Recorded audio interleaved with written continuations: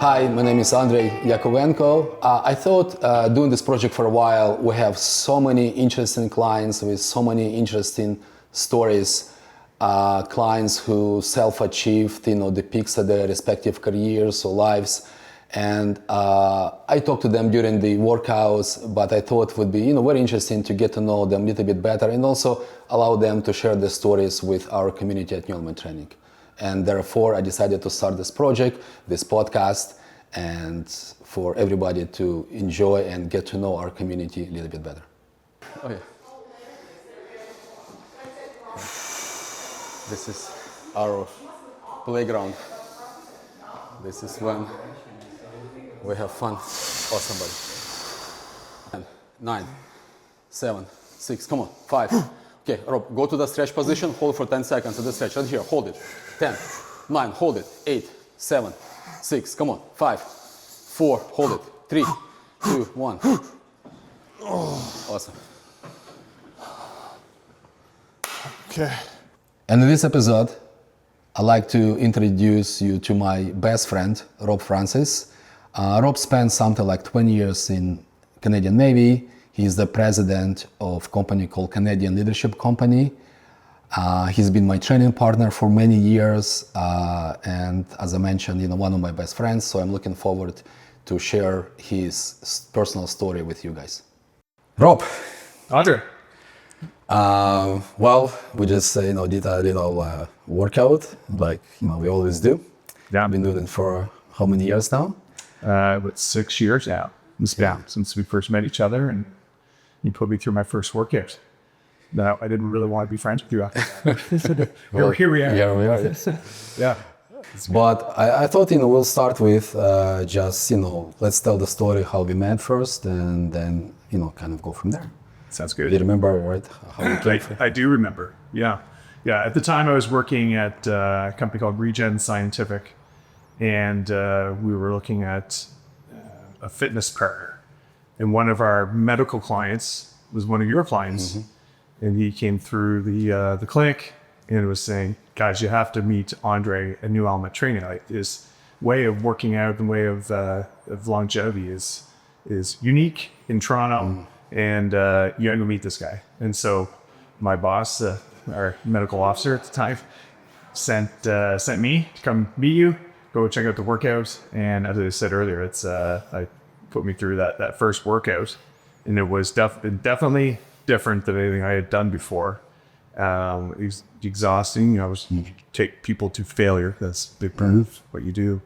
And I was spent and ready to go home after that. But you and I, that's where our relationship started.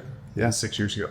That was about that, yeah. And how many workouts you would say before you kind of realized you were getting hooked on? I would say by the third one. And that's because after the first one, I was like, "Okay, thanks, Andrei." And you're like, "No, Rob, come back. Come to it again." Because as you probably tell, I wasn't necessarily all bought in that moment. It took a couple more workout sessions to go really realize the difference of how I felt immediately after, which was exhausted. It wasn't, that wasn't a great feeling. But then a few days later, when you realize, okay, I feel even just after one workout, you can feel stronger. And then after that, I think it was the third workout together, going, okay, this is something different here, and I should pay more attention. Yeah, exactly, because you push it to the limit, and when you push yourself to the limit, the body, puts your organism under stress, that responds and adapts and becomes stronger, right? So it doesn't take very long to feel the... One of the things that stood out to me in those first few sessions, not just the workout itself, but on your machines, you have a sticker that says, "Be here now." And I loved that sticker. You're in the middle of doing the exercise, and like there's that one little sticker, "Be here now," and it's just like, for me, it was like, hey, this is not just different from the technique, but also from the mind-body connection that I hadn't really thought much about in the past. So I love that "Be here now," because it makes me focus in on the task at hand, which is a tough one. So do you know the story behind the stickers? Yes, I do. When I opened New Element Training originally, in the beginning, it was pretty challenging times. And one of my clients, whose name was Bernard Bain, and he kind of recognized in me quite a bit of fear, fear of failing the business and so on. And then he put me on this path of mindfulness. And as I dove into it for myself and started incorporate some mindfulness cues with our clients, and I realized the workout quality improved, in the clients, time on each exercise got longer. And I've also noticed how our trainers, rather than focusing on the client workout, they would chit chat too much perhaps. And I thought they're going to put the stickers. One, it's a reminder for the client to be in present, but also it's a reminder for the trainer, when they see it, to be more focused on the client. So that's kind of the origins of the stickers. I should probably, right now, we only have them at the university location. They're kind of getting worn out. Yeah. Just keep some new ones. I should put some new ones, put it over. Brush those up.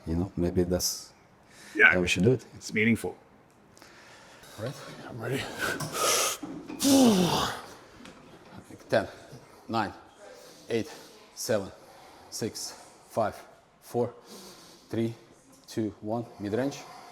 10, 9, 8, 7, 6, 5, 4, 3, 2, 1. Let's get to the stretch position, the hardest position right here. 10, 9, come on, 8, 7, come on, 6, 5, hold it, 5, 4, 3, 2, 1. Awesome. That's good. That's good. That's hard. We've been kind of friends and training partners for all these years. Awesome. Also, Rob and I, we also do together. We climb some mountains, right? We have, yes. Done several adventures together. Yeah. Yeah. Well, it's interesting, right? Because I think about our friendship and how it's grown over the years. Certainly, founded on the workout style, New Element Training, but we also have kinship as well, which is to push our own limits and to do things that were really uncomfortable and challenging, which is the New Element Training model in essence, right? And you inspired me, not just the mountain climbing that we've done, which I'm sure we'll get to a bit more, but also my own physical ability. I was in the military for 20 years, and I did a lot of different physical endeavors, which we can talk more about as well. But it was that period of my life. I was just turned 40, 41, and I probably wasn't feeling my best. I left the military. I've been in the military about 5 years, and I started, I think, going downhill physically a little bit. I wasn't focusing as much on my own personal fitness as I had in the past. And so it was great timing to have met you. But I got to do things that I don't think I would have otherwise undertaken. Like, I was not a big outdoors guy in my youth. It was the camping, hunting, fishing. I didn't do that type of stuff. And but in a couple of years after I started working on doing the training, had this newfound strength, and I said, well, hey, I'm going to take my son on a canoe trip, which I'd never done a canoe trip. I just signed up and went for it, and realized, okay, all these things, like my son was 10 at the time, and so he couldn't carry a lot. So I was like carrying almost all of the gear and the canoe on my head, and I'm going like, I got this. This is like, I don't think I would have been able to do that a couple years prior. Physically, but then also the mental piece as well, right? Just the confidence to be able to undertake something like that. And so, yeah, it's been life-changing. Well, I've known you and I've seen you not just in the gym, but also in the mountains. I'm telling you, man, you're the most dedicated and the strongest, mentally and physically, person. Well, I haven't climbed that much, but, I've spent time with. Yeah. When I think about you is, some of the times when we climb those mountains, we have to wake up at midnight or 1 a.m. or 11 p.m. right, to start the climb at night. And I would be laying down there, alarm. I would give me a couple more minutes. You'd be up, okay, let's go. You can't wait, right? You're Yeah. So where is that? You have the discipline. I guess it's from the army, right? The Navy. It's the Navy. Yeah, Navy. Sorry. Yeah. It's okay. Yeah. So Discipline. Yeah. To be able to just jump up and and tackle. ready to go, and then that positivity and that enthusiasm, and that kind of, I guess it showed your leadership skills, right? And Yeah. Thanks for that.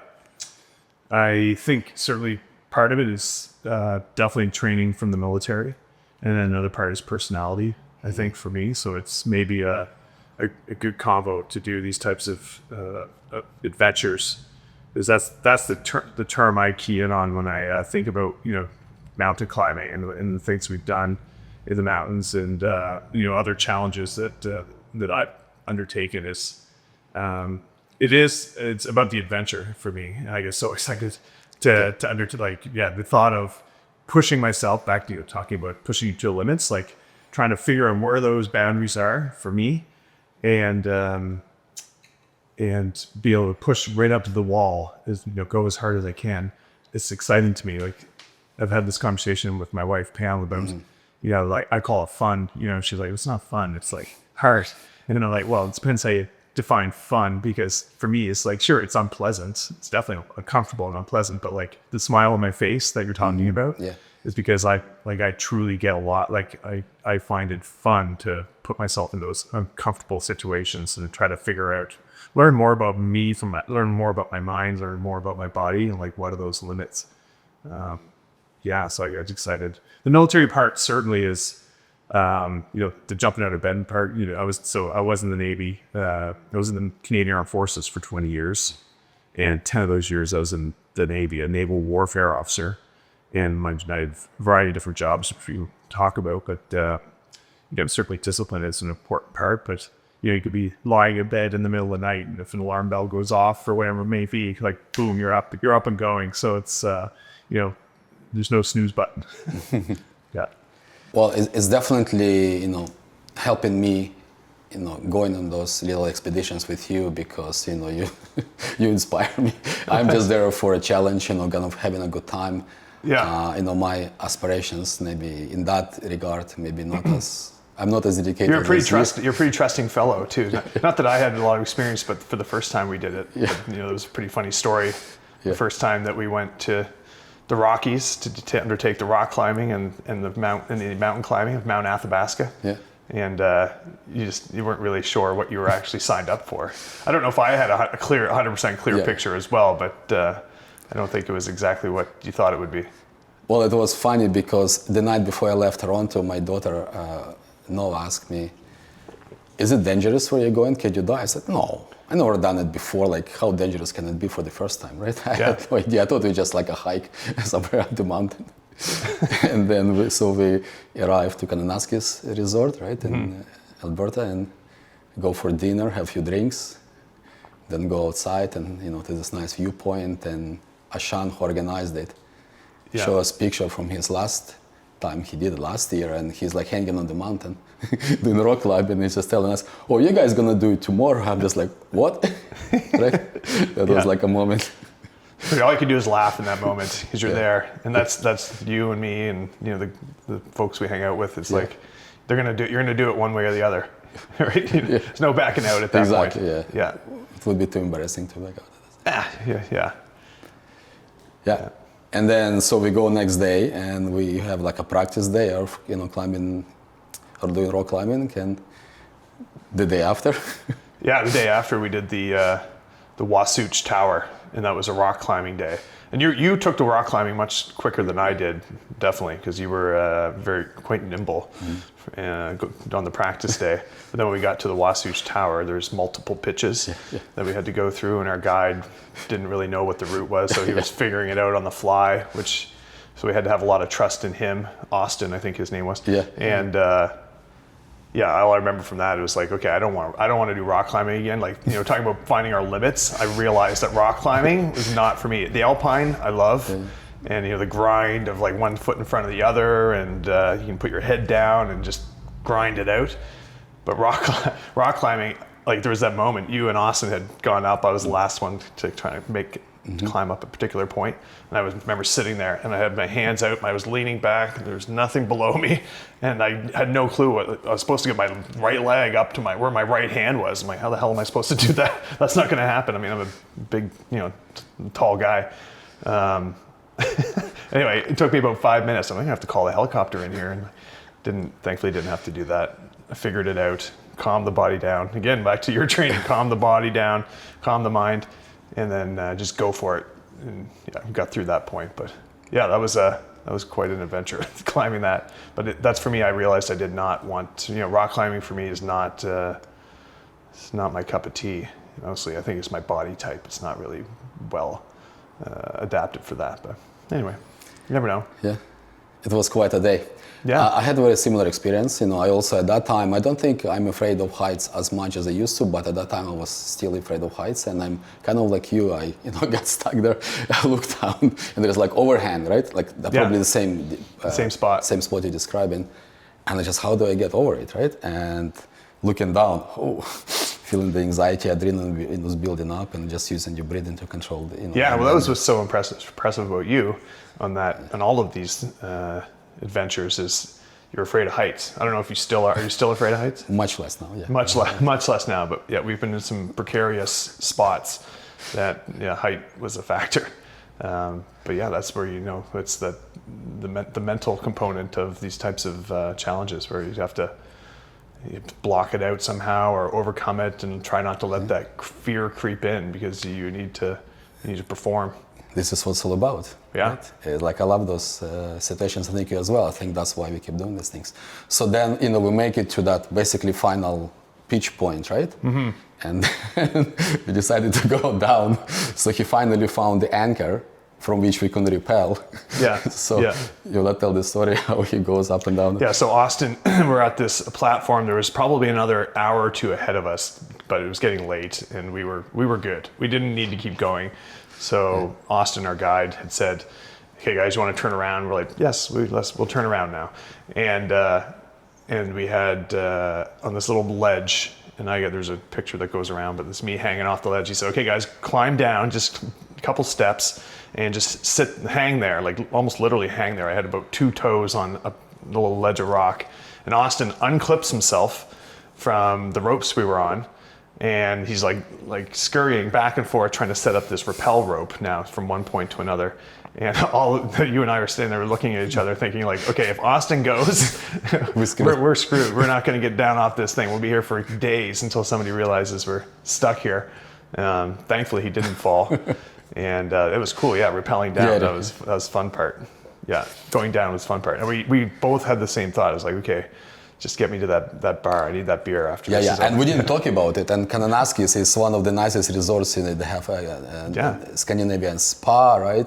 So all I was thinking, I remember hanging there, thinking, okay, in a couple hours, we're gonna be in that resort in Scandinavian spa in the south, having a good time, having a nice beer. Like that's all I had in my mind. It was like my Happy Gilmore happy place. Sitting at the bar. And then we were both of us, walking, came down the mountain and walking to the car, and I think we agreed this is at that time. I think we've done some crazy stuff after that, but at that time we both agreed it was our toughest physical and mental challenge we experienced. Yeah, mental challenge. Yeah, physically it was challenging, definitely. It challenged a different part of the body, but mentally that was something, outside of my comfort zone. And you've done Ironmans before, right? I did one Ironman in the past. And marathons, so you've done some hard things. In 2015, I did the Ironman, which was a whole another crazy endeavor. So let's talk about before we met. How did you end up going to RMC college, and why did you decide to go to Navy? Yeah, I grew up in a coal mining town, Stellarton, Nova Scotia. Lived in the same house all the first 18 years of my life. It's a really small town, 4,000 people in northern Nova Scotia, about an hour and a half north of Cape Breton. My wife Pam also grew up there. We knew each other all through our really same age, so we went through school together. We had been close friends, and I'd always had a thing for her, but she wanted nothing to do with me until later in life. We met up in Halifax later in life, so Stellarton was formative for me, as most of our youth is typically formative for us, is because it was very sheltered, and it was like it was very idyllic upbringing. I played hockey and baseball. I was the student council president for my high school, and it was very like I say, idyllic. Everything was kind of set. Both my parents were teachers, so they would be home every evening, and so I had really great upbringing with my parents in the home, and 2 brothers, an older brother and a younger brother, Chris and Andrew. And I had I mean, my personality, is forming, but my personality was always like, okay, what else is out there? Like, I was sheltered, so I was very naive about what was going on, what's happening in the world. Because I just, was very, living a comfortable life, in middle-class life in Stellarton. And when, grade 11 or 12, when you're trying to figure out what you want to do for, university was always kind of the next step for me after high school and coming out of Stellarton. And we didn't have there actually is a lot of military background in my family, but a generation removed. Mm-hmm. So both of my grandfathers, my mother's father fought in World War II. He was in Italy and then was part of the liberation of the Netherlands with the West Novies. And my other grandfather, my dad's grandfather, was a sergeant major in the Army. He did a lot of training during World War II. And then his dad was also a sergeant major and was part of the Battle of Vimy Ridge in 1917. So, and he was he also fought in the Boer War. So there was a lot of military background in my family, but as I said, a generation removed. So it wasn't really on my radar until my dad came by and said, hey, like, what do you think about this program? Would you be interested? He brought that to my attention because I was thinking about the Coast Guard as well. Something for me about water, like being from Nova Scotia, being next to the water. It's my element. I love being in the water, being close to the water. It fills me up, gives me a lot of energy. And so the Coast Guard is what I was thinking about. And he said, well, what about the military as well? And I said, okay, well, I'll apply, give it a go. And what's the harm in applying? And it was a long process. It was from October till May of my grade 12 year when I learned that I had been accepted. One funny story though, and this kind of speaks to the degree of how sheltered my upbringing was from being in Nova Scotia, was my first choice was the Navy, so a naval warfare officer, and then my second choice of occupation, had I not been selected for my first choice, was pilot, to be a pilot in the Air Force. And I had never been on a plane before. I'd never been on a plane before, and they said, "Okay, Rob, if you want to be a pilot, you need to go to Toronto and do aircrew selection assessments." And I'm like, "Okay, it sounds good to me." So the first time I was ever on a plane, when I was flying from Halifax to Toronto to go be assessed to be a pilot, and so I'm figuring out the seat belts and things, and it's kind of ironic, in fact, the fact that that was my first time on a plane. And it showed because I crashed and burned, not literally, but figuratively in the simulator. I couldn't control that thing. I failed the test to be a pilot, but I got to go on a plane, hang out in Toronto. So it was kind of funny. So that was part of that journey. And then I was selected in May of my grade 12 year for the Naval Warfare Officer occupation and go to military college that August and begin that whole journey. I think there's only one college like this in Canada, right? So it's not that easy to get in. It's probably competitive. It's really competitive. Yeah, and they look for a particular type of person which is well-rounded. Like that's typically what so good grades is, it's like a check in the box. Mm-hmm. They're not looking for the highest grades. They want you to have good grades, and then more well-rounded around things like leadership. Team sports is a big component of it. I never did cadets, but if you did cadets, that's it all kind of it's part of the package. So they're looking for students that are well-rounded, that ideally are going to be good leaders, because the Royal Military College is developing officers in the military, which are the leaders of our Canadian Armed Forces, or the officers. They're in those formal leadership positions. You have now a King's Commission. To be able to, it always hit me when you read the commission is that if needed, you have the authority to order people to their death, which is pretty weighty when you really think about it. And so I had spent the 4 years at the Royal Military College, and there is just the one. There used to be one out west in Victoria and one in Quebec in Saint Jean, but they closed both of those down in 1994. So just before I started in 1996, there was just the one military college, and you have all three elements. So Army, Navy, and Air Force all go to the Royal Military College, whereas in the United States, you'd see Annapolis has the Naval Academy, and West Point as the Army it's for the Army, and then Colorado Springs for the Air Force. So equivalent for us is all boiled into one, which is it's not surprising given our size. Yeah. Well, it's quite impressive.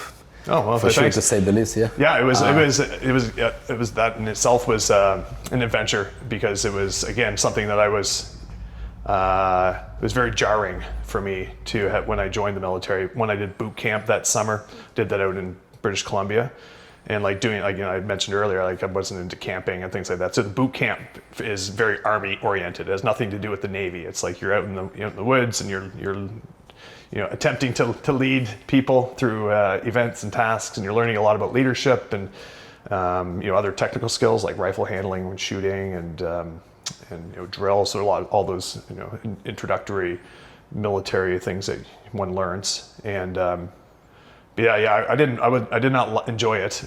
I got through it. I didn't enjoy it. And then when you go to RMC again, the first year at RMC is very restrictive. You have a curfew. It's 12:30 curfew. You got to go downtown Kingston in your uniform, and it's this really uptight blue uniform that goes up to your. And so it wasn't not your typical first year university. The Frosh week was not fun at all at RMC. So it was just I just hadn't experienced that wasn't part of my upbringing in the sense of that really strict discipline and people yelling at you and telling you where to go and where to be at every moment. It's so my first year I wanted to quit, but I did not. Yeah, no, it makes sense. I can relate, not to the maybe same degree, but in my youth I went to also military kind of cadets school, and similarly, while all your friends are partying and we're there, we're just guys, wearing uniforms and getting yelled at, and but you build that. There's something that definitely those, particularly our youth, their formative years, they shape us.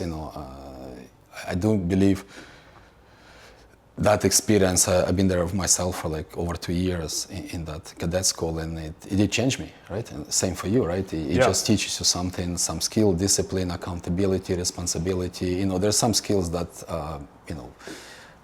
it's definitely right. Definitely. Yeah, I mean the leadership thing is interesting because that's what I'm going to do today is run a leadership development business, and it begins the leadership development in the military.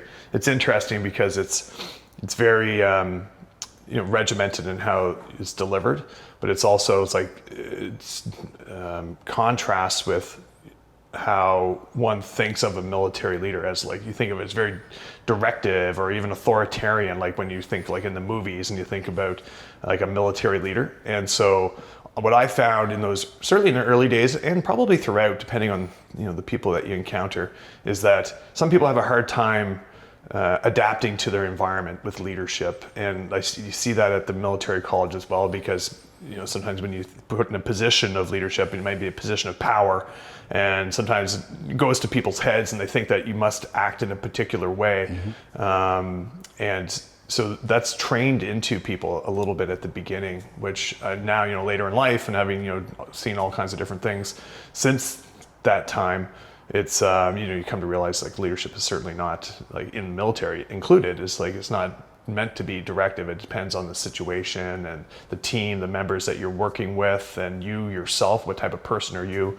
And so it's not as categorical. You can't put it in a box I think. Yeah, so it's basically it's much more subtle. To be a good leader takes lots of different life skills and perspectives. Yeah. And wouldn't be able to kind of put your maybe ego aside and just focus on the task at hand and use your life skills, right? And yeah, putting your ego aside is really important. Yeah, humility, right? That sense of humility. I think that's one of the traits that we don't talk about enough when we think about leadership.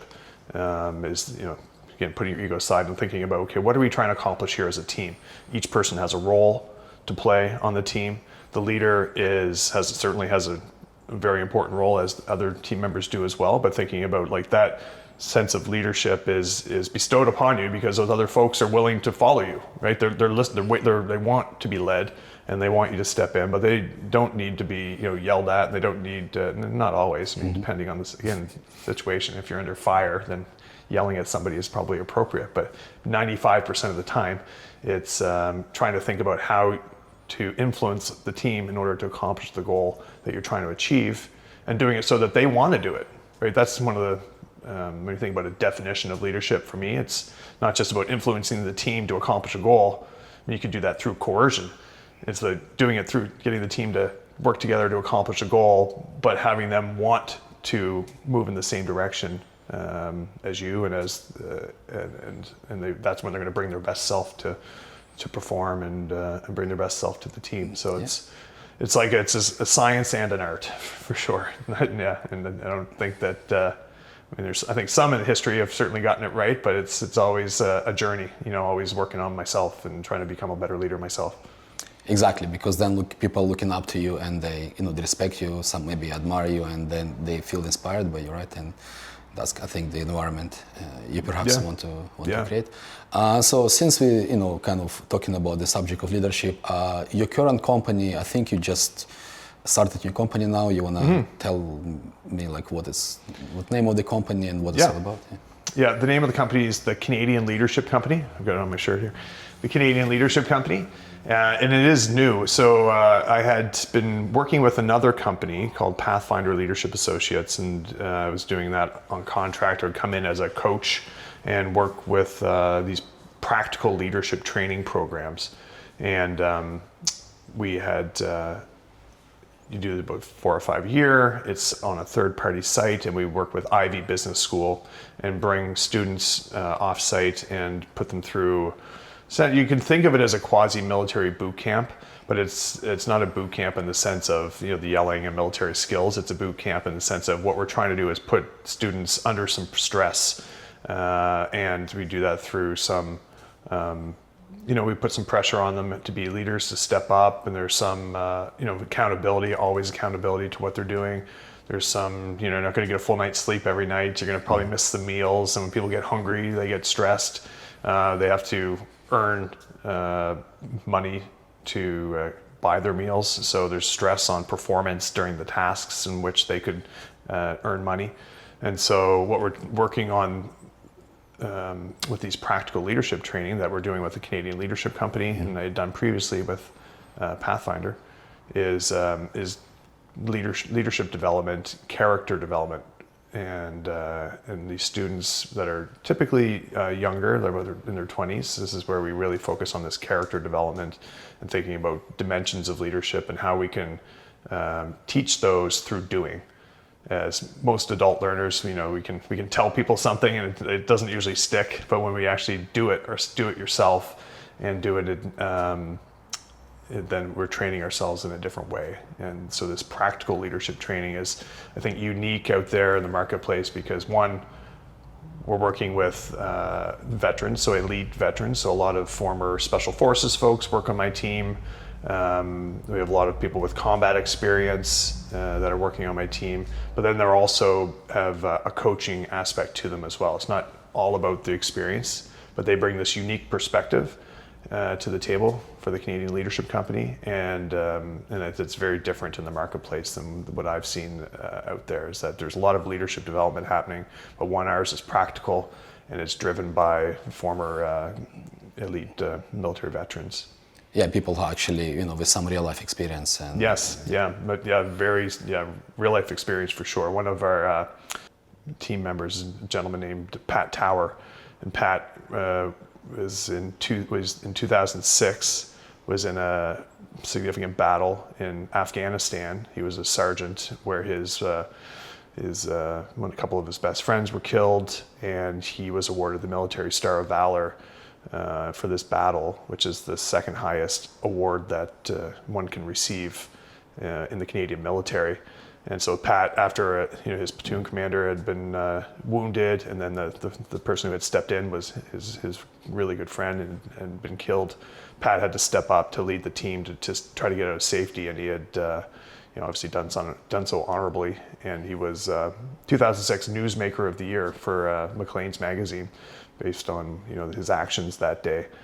And so Pat's an example of the type of people that we bring to the team to help develop certainly youth, but also, it doesn't just have to be youth as well. We work with a lot of executives and companies that are looking for how to solve the issue of leadership is probably not the right way to put it, but every organization is experiencing gaps in how their people are leading their others, right? So management different. Management's a completely different thing. It's very transactional, and it's about making sure people's pay is coming in on time and that they're doing the job that you need them to do. And but leadership is much different, and is how do you get them to perform to their best? How do you bring out the best in that person and make them not just perform really well, but then also be an incredible member of the team, and everybody's pulling in the same direction? Like, that's a pretty significant task that I think what I've noticed in the corporate world since I've left the military, and the military itself. We all need to develop leaders,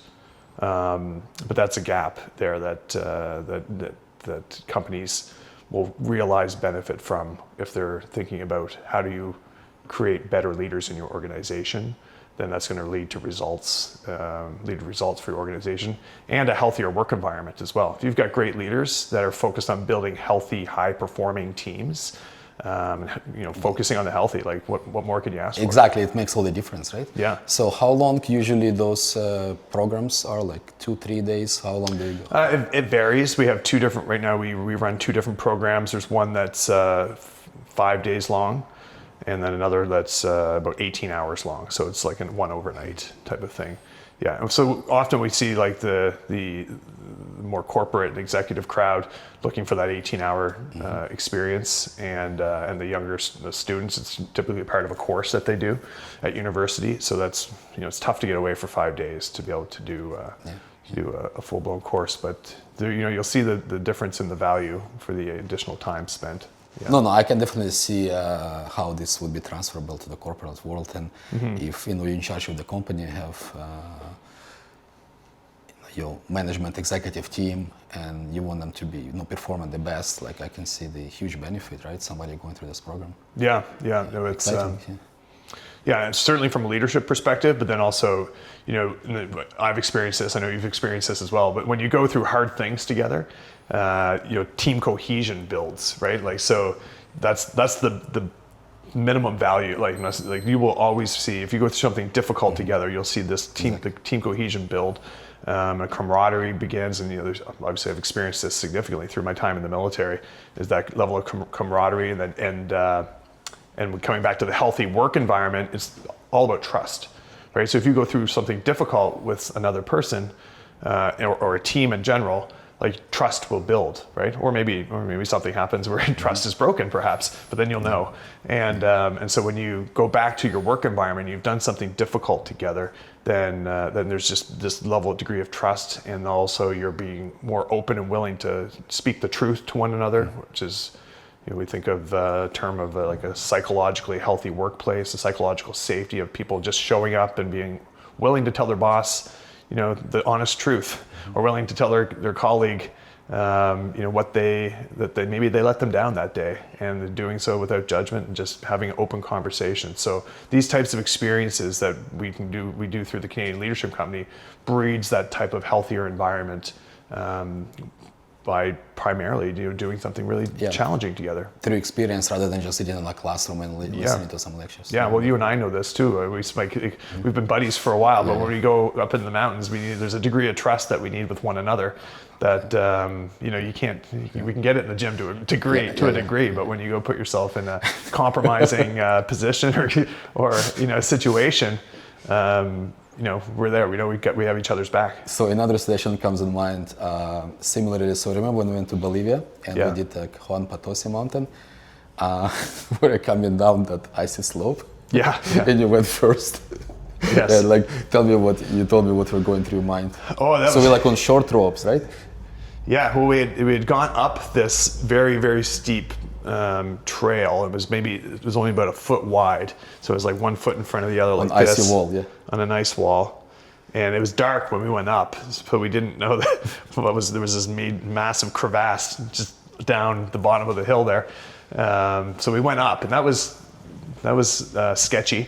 But when we were coming back down, the way that it works is on a short rope. It's like the guide that we're with has to be up high, so that if somebody was to fall, they're going to be up high and they can kind of take the tension of trying to pull you back to safety. So somebody's got to go first, and so they say, Rob, you got to go down this icy. Now we're going to go down this thing, and I'm staring down this huge crevasse below, and you've got only enough space for 1 foot, and there's an overhang, so you have to like kind of tuck under the overhang.